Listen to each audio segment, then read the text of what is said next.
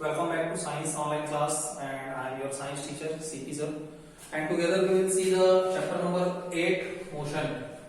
Before that particular lecture, actually I have made 2 lectures. Okay, I have prepared 2 lectures, and in that particular lecture we have talked about some of the basic concepts which are related to the chapter. Motion का मतलब बेटा हिंदी में होता है गति. ठीक है, इसमें हम लोगों ने क्या क्या पढ़ चुके हैं. हम लोग वी आर नोइंग दैट पूरे चैप्टर का कॉन्सेप्ट केवल इतना ही है कि रेस्ट क्या होता है, मोशन क्या होता है, टाइप्स ऑफ मोशन कितने होते हैं. इसके बाद हमने 2 चीजों के बारे में लास्ट लेक्चर में बात करी थी कि एक होता है डिस्टेंस और दूसरा होता है डिस्प्लेसमेंट. सो वहीं से आगे बढ़ते हैं. Look here, one is the distance and another is the displacement. So I am writing distance and displacement.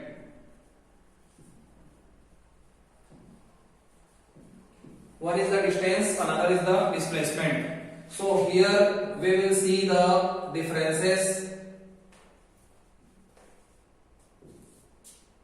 between distance and displacement one by one. इसको थोड़ा अच्छे से स्टडी करते हैं because it is going to be very much important question for you all. ठीक है, ये question थोड़ा सा लिटिल इंपॉर्टेंट है तो वही. All the things are same to same, exactly not change much. There is not the much changer, still we have to do it. So look here, one by one बात करते हैं. बेटा distance क्या होता है? डिस्टेंस क्या होता है?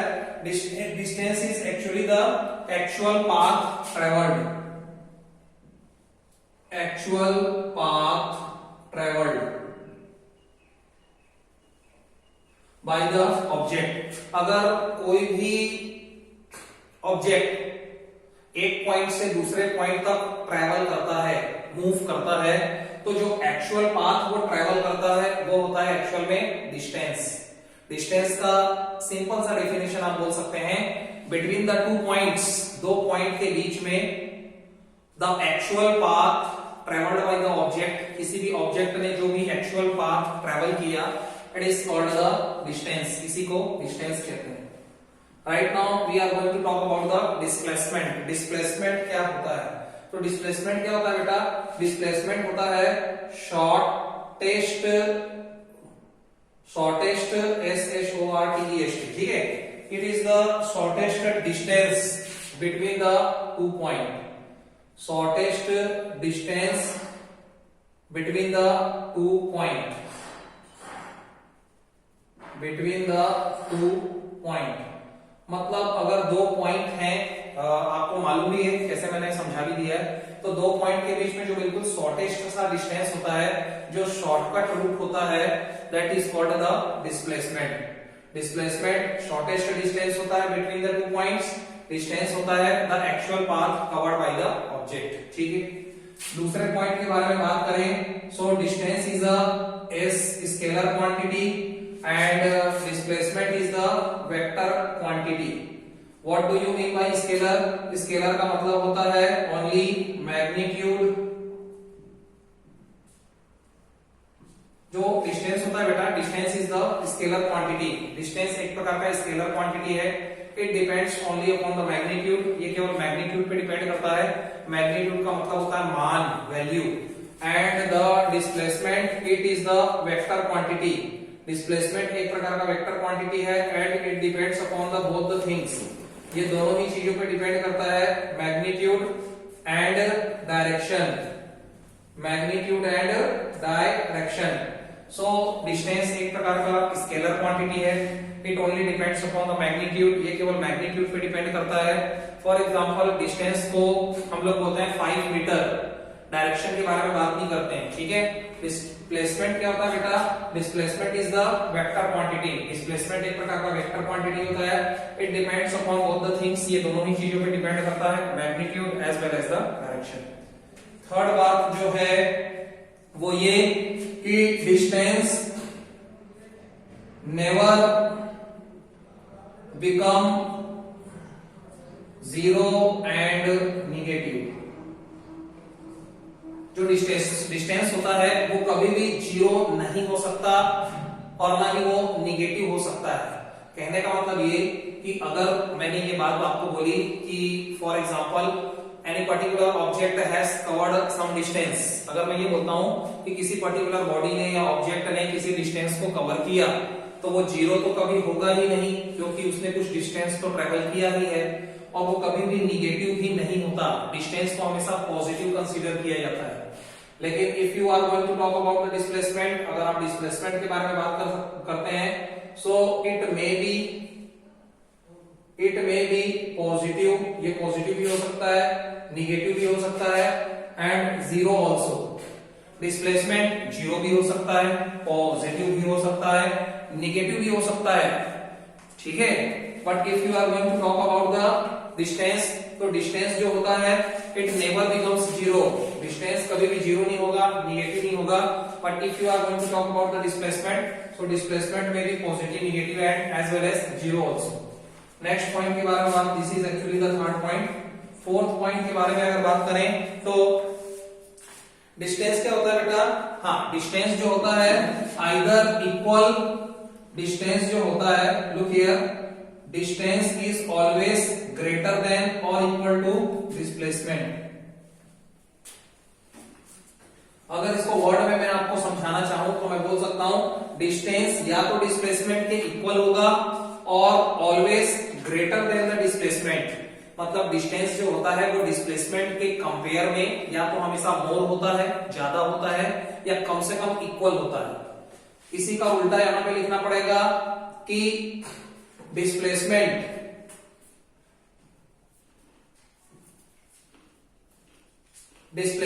जो होता है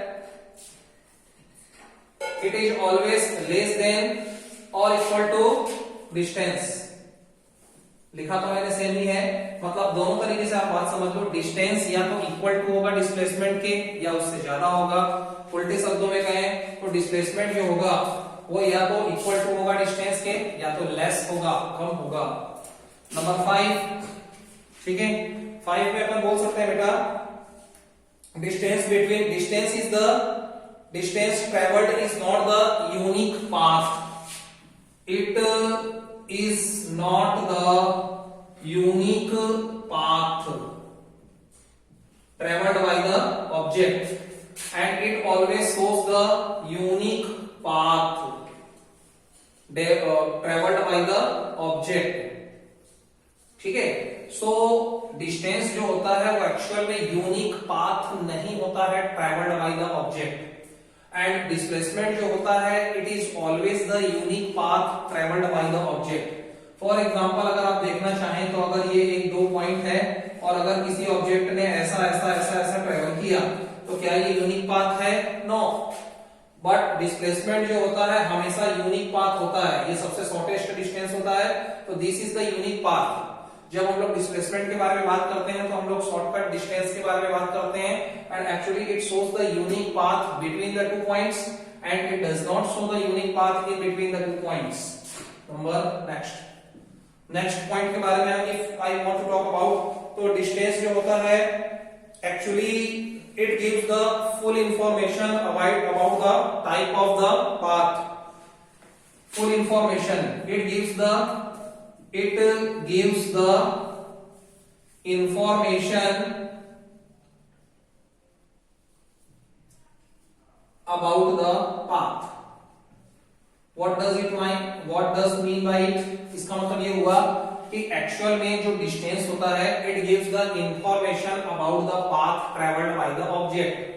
डिस्टेंस से हमको इस चीज के बारे में पूरी जानकारी मिल जाती है, इंफॉर्मेशन मिल जाती है कि कौन कौन से रास्ते से हो करके किसी भी ऑब्जेक्ट ने ट्रेवल किया है, कौन कौन से किस तरीके से ये ट्रेवल करते हुए आया है, ठीक है। मतलब आप देखेंगे यहाँ पे यहाँ के बीच में अपने को पता चल जाता है कि यहाँ पे ऐसे ऐसे हो करके आया है। But opposite thing is here, displacement does not give complete information, displacement does not give complete information about the path traveled by the object। Displacement जो होता है वो इस चीज के बारे में बिल्कुल भी जानकारी नहीं देता है कि कहां से होकर के आप गुजरे हो। फॉर एग्जांपल अगर मान लो एक ऑब्जेक्ट यहां से यहां जाता है, यहां से यहां जाता है, फिर यहां से यहां जाता है, तो तो हम लोग को अगर डिस्प्लेसमेंट निकालना हो तो हम लोग केवल ये x से बता देते हैं। मींस डिस्प्लेसमेंट बताना हो तो हम लोग केवल शॉर्टकट के बारे में बात करते हैं, लेकिन एक्चुअल ऑब्जेक्ट यहाँ से यहाँ, यहाँ से यहाँ, यहाँ से यहाँ ट्रैवल करते हुए आया है, तो वो डिस्प्लेसमेंट जो होता है वो does not give the complete information about the travelled path by the object, but actually the distance gives the complete information about the path traveled by the object. Okay, right now see एक और last difference और बच गया कि distance always increases with time, it always increases with time. Distance जो होता है हमेशा टाइम के साथ इंक्रीज होता है, but if you are going to talk about the displacement, so displacement may decrease or increase or may be zero also with the time। मतलब displacement जो होता है वो इंक्रीज भी हो सकता है, वो डिक्रीज भी हो सकता है, ठीक है, लेकिन डिस्टेंस हमेशा इंक्रीज होता है with respect to the time. Unit के बारे में बात करें तो इसका जो यूनिट होता है वो होता है मीटर। डिस्टेंस को जनरली मीटर में मेजर किया जाता है, ठीक है, और डिस्प्लेसमेंट को भी हम लोग मीटर में ही मेजर करते हैं। तो दोनों के जो यूनिट होते हैं वो बिल्कुल कॉमन होते हैं, मीटर मीटर। बाकी से के सारे differences I have written here.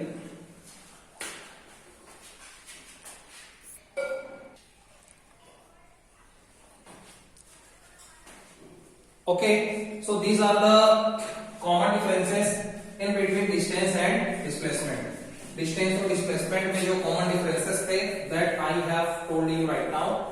Right now we will talk about the next topic, and our next topic is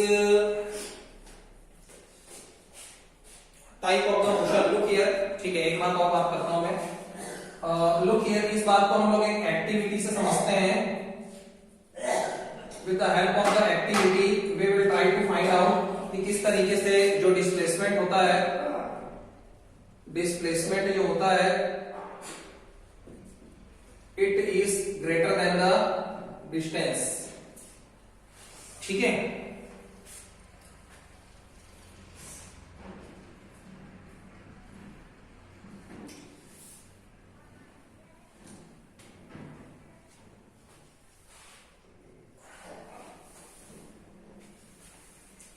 sorry, जो डिस्प्लेसमेंट होता है actually it is less than the distance, that you will C with the help of the activity, ठीक है बेटा। इस चीज को मैं समझाना चाहता हूं कि जो हमेशा डिस्प्लेसमेंट होता है इन बिटवीन द 2 पॉइंट्स वो हमेशा डिस्टेंस से छोटा ही होगा। Same thing I have told you during the differences also. अब इस चीज को हम लोग एक देखते हैं एक बात से। मान लो किसी ऑब्जेक्ट ने यहां से इधर ट्रेवल किया, उसके बाद यहां से इधर ट्रेवल किया, ठीक है, यहां से उसने मान लो ट्रेवल किया, कितना ट्रेवल किया बेटा? For example we may suppose any of the digit you can say, for example 12, और यहां से यहां तक उसने ट्रेवल किया 5। तो ये पॉइंट था A और ये पॉइंट है B। कोई भी पर्टिकुलर ऑब्जेक्ट है वो A से B तक आता है, for example, and this is the C। A से B तक उसने 12 मीटर ट्रेवल किया, एंड आफ्टर दैट B से C तक 5 मीटर ट्रेवल किया। तो अपने को डिस्प्लेसमेंट और डिस्टेंस के बारे में बात करनी है। So right now you can see what is the distance here. Distance निकालने के लिए आपको जितना भी ट्रेवल किया गया है उसको ऐड करेंगे। सो 12 + 5 = 17 मीटर। तो ये तो निकल गया डिस्टेंस, जिसमें आपको कुछ भी नहीं करना है, आपको सीधा ऐड करना था। तो ऐड हमने कर दिया 12 और 5 को। So finally we will get the 17 centimetre. But if I want to talk about the displacement, लेकिन अगर मैं डिस्प्लेसमेंट के बारे में बात करता हूं तो AC, अपना डिस्प्लेसमेंट क्या होगा बेटा? AC। और अगर आप AC निकालना चाहोगे, so right now you will see it is the right angle triangle, triangle ABC। It is a right angle triangle. Triangle ABC जो यहाँ पे बन गया वो एक राइट एंगल ट्रायंगल बन गया, और उसके हिसाब से AC जो हो गया वो क्या बन गया बेटा? हाइपोटेनस। AC जो बन गया वो क्या हो गया? हाइपोटेनस। 90 डिग्री एंगल के सामने की जो साइड होती है it is called the hypotenuse. तो अपने को अगर हाइपोटेनस निकालना है AC, तो फॉर्मूला लग जाएगा पाइथागोरस, है ना। With the help of the Pythagoras theorem, with the help of the Pythagoras theorem मैं क्या लिख सकता हूं, AC square is equal to AB square plus BC square, और AC अपना डिस्प्लेसमेंट है और डिस्प्लेसमेंट की हम लोग कैलकुलेट कर रहे हैं, मतलब AC square can be written 12 square plus 5 square, फिर AC स्क्वायर को आप लिख सकते हो 12 स्क्वायर होता है 144, 5 स्क्वायर होता है 25, and after that AC square is equal to after the addition you will get 169, ठीक है। फाइनली AC स्क्वायर दैट 169 किसका स्क्वायर होता है, 13 का। सो इस तरीके से after complete solution we will get AC की वैल्यू आती है 13, मतलब आपका डिस्प्लेसमेंट आता है 13 सेंटीमीटर, और यहां से आप देखेंगे तो डिस्टेंस आया था 17 और डिस्प्लेसमेंट कितना आया 13। इससे इस बात को हम लोगों ने प्रूफ करके बता दिया था कि एवरी टाइम जो डिस्प्लेसमेंट होगा वो छोटा होगा, लेस होगा as compare to the distance. अगले टॉपिक के बारे में हम लोग बात करने वाले बेटा, देखिए that particular topic actually it was not important, ये एक्टिविटी थी, still I have solved for you. अब हम लोग बात करते हैं यूनिफॉर्म मोशन और नॉन यूनिफॉर्म मोशन के बारे में। मतलब जो मोशन होता है वो दो तरीके का हो सकता है, ठीक है। कोई भी मोशन जो होता है, मोशन के 2 टाइप्स होते हैं। कितने टाइप्स होते हैं बेटा, 2। फर्स्ट होता है यूनिफॉर्म मोशन और दूसरा जो होता है that is non uniform motion. One by one we will try to understand what do you mean by uniform motion and what is the meaning of non-uniform motion. So let me write down the definition first. Uniform motion कहने का मतलब ये होता है if an object travels equal distances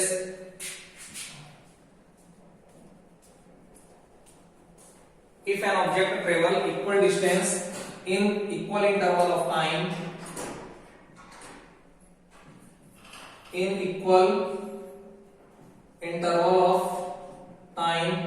if an object cover equal distances in equal interval of time, so it is said to be in a uniform motion. कहने का मतलब ये अगर कोई भी ऑब्जेक्ट, कोई भी प्रकार की body, if it is covering the equal distances in equal interval of time, अगर वो सेम टाइम इंटरवल में सेम डिस्टेंस को ही कवर करती है, so that particular object is said to be in uniform motion, तो हम लोग ये कह सकते हैं कि वो ऑब्जेक्ट जो है वो यूनिफॉर्म मोशन में है।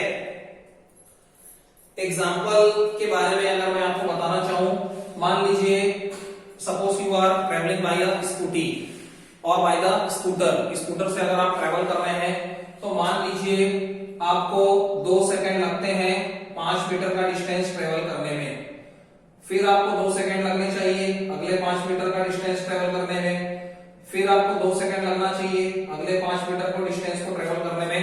तो अगर इस तरीके की स्थिति हो रही है कि one after other after that 2 second, her 2 second के बाद आपने 5 मीटर के डिस्टेंस को ट्रेवल किया है, और यही बात यहाँ पे लिखी हुई है, if an object travel the equal distances in the equal interval of time, अगर इक्वल इंटरवल ऑफ टाइम में सेम टाइम में सेम डिस्टेंस को ही ट्रेवल किया गया है by any of the object, so that particular kind of motion is known as the uniform motion। फिर इस प्रकार के मोशन को हम लोग यूनिफॉर्म मोशन कहते हैं। अब इसके एग्जांपल्स के बारे में बात करें, so there are so many examples with us, हमारे पास बहुत सारे एग्जांपल हो सकते हैं। for example motion of the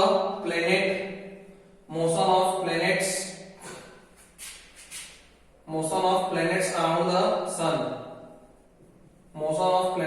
the sun, सन के चारों ओर जो डिफरेंट प्लैनेट्स हैं, ग्रह हैं, उनका घूमना, चक्कर लगाना। Same like that you can say motion of the earth around the motion of the moon around the earth,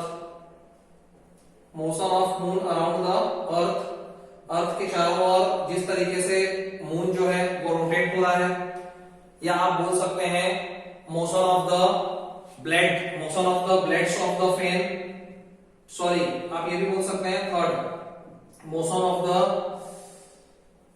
of क्या बोलेंगे इसको, motion of hands of a watch, घड़ी के अंदर जितने भी प्रकार के कांटे होते हैं, ठीक है, hour hand, minute hand, second hand, तो उनकी जो गति होती है, उनका जो मोशन होता है वो भी सेम इंटरवल, मतलब वो सेम डिस्टेंस ही ट्रेवल करते हैं सेम इंटरवल ऑफ टाइम में। So this all are the example of the uniform motion. अब इसके बारे में मैं एक बात और कहना चाहता हूं, ग्राफ, इसका जो ग्राफ होता है, ठीक है, ग्राफ हमेशा किसके किसके बीच में खींचा जाता है बेटा, एक तो टाइम के बीच में, तो एक्स एक्सिस में हम लोग टाइम को कंसीडर करते हैं, और वाई एक्सिस में हम लोग किसको कंसीडर करते हैं, डिस्टेंस को, किसको कंसीडर करते हैं, डिस्टेंस को।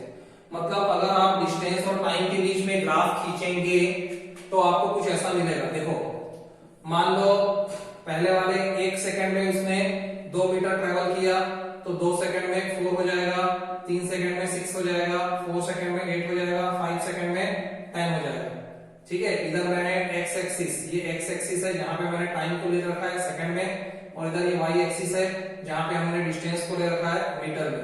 तो इस तरीके का जब भी आप ग्राफ प्लॉट करोगे तो आपको इस तरीके के अलग अलग पॉइंट मिलेंगे, और सारे पॉइंट्स को जोड़ने के बाद आपको इस तरीके से एक स्ट्रेट लाइन मिलेगा। कहने का मतलब ये है, हम ये बोल सकते हैं कि अगर किसी यूनिफॉर्म मोशन करते हुए ऑब्जेक्ट के लिए डिस्टेंस और टाइम के बीच में ग्राफ प्लॉट किया जाए तो हमेशा एक स्ट्रेट लाइन ऑब्टेन होता है, और इसका मतलब हम लोग ये समझ सकते हैं कि जो भी डिस्टेंस है it is directly proportional to with respect to time. ये जो मैंने यहाँ पे साइन लगाया इसको डायरेक्टली प्रोपोर्शनल का साइन कहा जाता है। Means distance is always directly proportional to with respect to the time in case of the uniform motion. Uniform motion कर रहे किसी भी ऑब्जेक्ट के लिए जो डिस्टेंस ट्रेवल्ड होता है वो हमेशा टाइम के डायरेक्टली प्रोपोर्शनल में काम करता है। मींस जैसे जैसे टाइम इंटरवल बढ़ते जाएगा ऐसे ऐसे उसके द्वारा ट्रेवल किया गया डिस्टेंस भी बढ़ता जाएगा। So that was all about the uniform motion. Right now we are going to talk about the non-uniform motion. Non-uniform motion के बारे में भी बात करते हैं। Look here. Second is the non-uniform motion.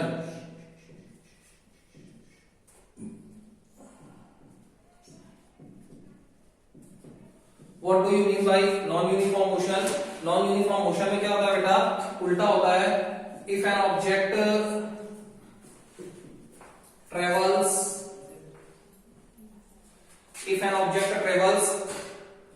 unequal distances, if an object travels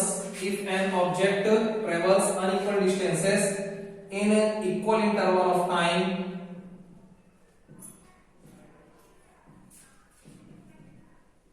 so such kind of the motion is known as non-uniform motion। मतलब कि equal interval of time में अगर किसी पर्टिकुलर ऑब्जेक्ट ने अनइक्वल डिस्टेंसेस को travel किया है तो मतलब टाइम का जो इंटरवल है वो तो बराबर है, लेकिन जो डिस्टेंस ट्रेवल किया गया है ऑब्जेक्ट के द्वारा वो अलग अलग है। अगर मैं इसको बताना चाहूं तो मान लो शुरू के 2 सेकंड में उसने 2 मीटर ट्रेवल किया, फिर अगले 2 सेकंड में उसने 4 मीटर ट्रेवल कर दिया, फिर अगले 2 सेकंड में मान लो उसने 5 मीटर ट्रेवल किया। तो इस केस में आप देखेंगे कि ये जो डिस्टेंस है दैट इज द डिफरेंट, लेकिन टाइम का इंटरवल सेम है। टाइम तो एवरी टाइम सेम था 2 सेकंड, लेकिन सेम टाइम इंटरवल में ही उसने अलग अलग डिस्टेंसेस को ट्रेवल किया, एक बार 2 मीटर, एक बार 4 मीटर, एक बार 5 मीटर। तो इस तरीके का जो मोशन होता है it is known as the non uniform motion. Example आप देख सकते हैं बेटा, एग्जाम्पल देख सकते हैं है ना। After applying brake, after the brake motion of a car, brake apply करने के बाद जो कार का मोशन होता है एकदम से रुकता नहीं है, पहले रुकता है फिर रुकता है फिर रुकता है। Otherwise you can say motion of a car or any kind of the vehicle in a hilly road. कोई भी हिली एरिया या हिली एरिया में सेम टाइम इंटरवल में ट्रेवल नहीं करेंगे, कभी स्पीड ज्यादा होगी कभी कम होगी। अदरवाइज इनमें से मोशन ऑफ द कार या motion of any of the vehicle in a busy road, in a busy road, अगर आप एक बिजी रोड पे चल रहे हैं तो आपके द्वारा जो ट्रेवल किया गया डिस्टेंसेस होगा इट में be little different during the same interval of time, time तो वही रहेगा लेकिन हर टाइम पे उसी बीतने वाले हर समय के साथ आपके द्वारा ट्रेवल किया गया डिस्टेंस अलग अलग है। So these are the some of the daily life examples that you can give in case of the non uniform motion. Right now I am going to talk about the graph. If you are plotting the same graph in between the distance and time, अगर x axis में time को consider किया जाए, y axis में distance को consider किया जाए, and if we are plotting the graph in between distance and time, distance और टाइम के बीच में if we draw the graph, हम लोग एक ग्राफ ड्रॉ करते हैं ग्राफ या प्लॉट करते हैं ग्राफ, तो हमेशा वो इस तरीके से मिलता है। यू कैन सी इस तरीके से मिलेगा, कर्व के रूप में मिलता है। किस रूप में मिलता है बेटा? कर्व के रूप में मिलता है। और कर्व के रूप में जब हम लोग प्राप्त करते हैं तो यहाँ पे हम लोग बोल सकते हैं कि डिस्टेंस जो होता है वो टाइम के रेस्पेक्ट में प्रोपोर्शनल नहीं होता है। मतलब जैसे जैसा टाइम का इंटरवल बढ़ता जाएगा हम नहीं कह सकते कि डिस्टेंस बढ़ेगा, डिस्टेंस बढ़ भी सकता है, घट भी सकता है, जीरो भी हो सकता है। सो नॉन यूनिफॉर्म के केस में डिस्टेंस जो होता है वो टाइम का एक फंक्शन नहीं होता है, या distance is not proportional to with respect to the time. So that was the thing.